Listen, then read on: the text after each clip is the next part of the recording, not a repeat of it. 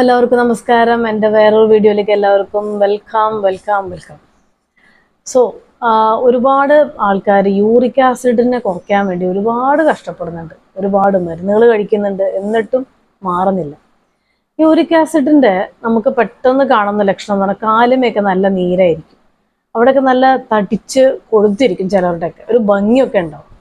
അപ്പോൾ ഈ കാലുമ്പോൾ നമ്മളിങ്ങനെ തൊടുന്ന സമയത്ത് അത് പതുക്കെ ഇങ്ങനെ പൊന്തി വരാനായിട്ട് ഇത്തിരി സ്കിന്നിങ്ങനെ പൊന്തി വരാൻ ഇത്തിരി ലേറ്റ് കാണിക്കും. അങ്ങനെ വരുമ്പോൾ ഡെഫിനറ്റ്ലി സംശയിക്കേണ്ട, യൂറിക് ആസിഡ് ഉണ്ടാവാനാണ് ചാൻസ്. ഓക്കെ, പക്ഷെ എന്നാലും ഒന്ന് ചെക്ക് ചെയ്യുക. അപ്പോൾ യൂറിക് ആസിഡ് ബേസിക്കലി എന്താണ്, വാദത്തിൻ്റെ ഒരു പ്രശ്നമാണ്. അതിൻ്റെ കൂടെ ആമത്വം എന്ന് പറയും, അതായത് ബോഡിയിലെ ടോക്സിൻസ് വേസ്റ്റുകളൊക്കെ അവിടെ ഇവിടെ കിടക്കുകയാണ്. അപ്പോൾ അതിനെ സംബന്ധമായിട്ട് വേദന, നീര്, ഇങ്ങനെയുള്ള പ്രശ്നങ്ങളൊക്കെ ഉണ്ടാവും. ഓക്കെ, അപ്പോൾ നമുക്ക് അതിലേക്കൊന്നും കിടക്കണ്ട. നമുക്ക് ആവശ്യം എന്താണ്, ആയുർവേദത്തിലൂടെ എങ്ങനെ യൂറിക് ആസിഡിനെ കുറയ്ക്കാം എന്നുള്ളതാണ്. ഇതിനെ കുറച്ച് ഏതൊക്കെ പ്ലാന്റ്സുകളാണ് ഇതിനെ ഹെൽപ്പ് ചെയ്യാൻ നമുക്ക് നോക്കാം. അതിനുശേഷം ഞാനൊരു സീക്രട്ട് ഒറ്റമൂലി പറയാം, അത് വളരെയധികം ഹെൽപ്പ് ചെയ്യും. വിത്തിൻ 10-12 ദിവസം കൊണ്ട് തന്നെ നിങ്ങൾക്ക് യൂറിക് ആസിഡ് പെട്ടെന്ന് കുറയും. ഓക്കെ, സോ ഒന്നാമത്തത് ത്രിഫല, ഹരിതകി, വിഭീതകി, ആമലകി, ഇതാണ് ത്രിഫല. സോ ബേസിക്കലി ത്രിഫല എന്ന് പറഞ്ഞാൽ ഒരുവിധം എല്ലാ ദോഷത്തിനെയും, ഈ വാദം, പിത്തം, കഫം, ഈ 3 ദോഷത്തിനും ഒരേപോലെ ബാലൻസ് ചെയ്ത് കൊണ്ട് നടക്കുന്നതാണ് ത്രിഫലം. നമ്മുടെ ബോഡിയിലെ മെറ്റബോളിസം കുറയ്ക്കാനും, അതേ കുറയ്ക്കുക എന്നുള്ളതല്ല, ബാലൻസ് ചെയ്യാനും, ശരിയാക്കാനും, ഡൈജഷൻ ശരിയാക്കാൻ വേണ്ടിയിട്ടാണ് ത്രിഫല ഏറ്റവും ബെസ്റ്റ് മെഡിസിൻ ആണ്. നമ്മുടെ ആവശ്യം എന്താണ്, ബോഡിയിലെ വേസ്റ്റ് കളയുക എന്നുള്ളതാണ്, അല്ലേ? അപ്പോൾ അതിനാണ് ത്രിഫല. നമ്പർ 2 ഗുഡൂച്ചി, ഗിലോയ്. ഗുഡൂച്ചി ആയുർവേദത്തിൽ നീര് കുറയാൻ ഏറ്റവും ബെസ്റ്റ് മെഡിസിനാണ്.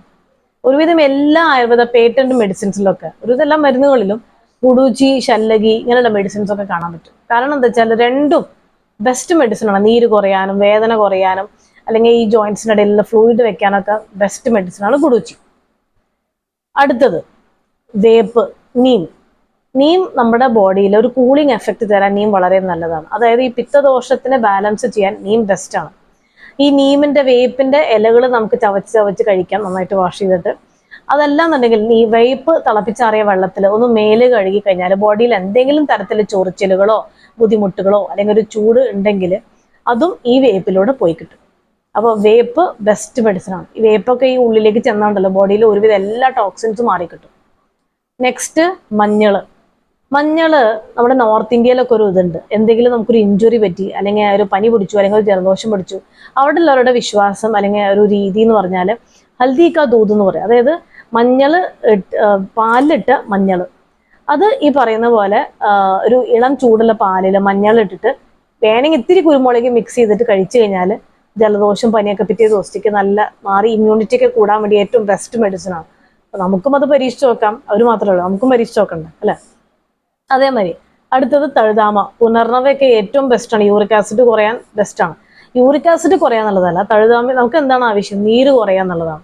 അപ്പൊ അതേ ഈ പുനർനവ ഒരുപാട് നല്ല മെഡിസിനാണ്. തഴുതാമയൊക്കെ നീര് കുറയാൻ തഴുതാമ കഴിഞ്ഞിട്ടേ ഉള്ളൂ വേറെ മെഡിസിൻ. ഓക്കെ, ഇനി ഈ മെഡിസിൻസിൻ്റെ ഒക്കെ കൂടെ ഞാൻ നേരത്തെ പറഞ്ഞ മാതിരി ഒരു സീക്രട്ട് മെഡിസിൻ എന്താണെന്ന് വെച്ചാൽ അജ്വൈൻ ഒരു ടീസ്പൂൺ എടുക്കുക, പിന്നെ ഇഞ്ചി വേണമെന്നുണ്ടെങ്കിൽ ഈ പറയുന്ന ഏതെങ്കിലും ഒരു മെഡിസിൻ, ഏതെങ്കിലും ഒരെണ്ണം കൂടി എടുക്കുക. അതിനുശേഷം വെള്ളത്തിൽ ഇഞ്ചി എടുക്കാം, നോ പ്രോബ്ലം.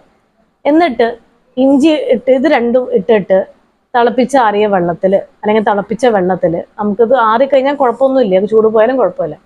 അത് ഒരു കാലത്ത് എം ടി സ്റ്റൊമക്കിൽ കുടിച്ചു കഴിഞ്ഞാൽ, ഒരു ടീസ്പൂൺ അജ്വൈൻ എടുത്താൽ മതി, എം ടി സ്റ്റൊമക്കിൽ കുടിച്ചു കഴിഞ്ഞാൽ 10-12 ദിവസം കൊണ്ട് തന്നെ യൂറിക് ആസിഡ് നല്ല രീതിയിൽ കുറയും. ഓക്കെ, അതിൻ്റെ കൂടെ നമുക്ക് വയറ്റിൽ നിന്ന് പോകാനുള്ള മെഡിസിൻസ് കഴിച്ചു കഴിഞ്ഞാൽ പിന്നെ ഒന്നും നോക്കണ്ട, പിന്നെ നമുക്ക് വേറെ മെഡിസിനേ വേണ്ട.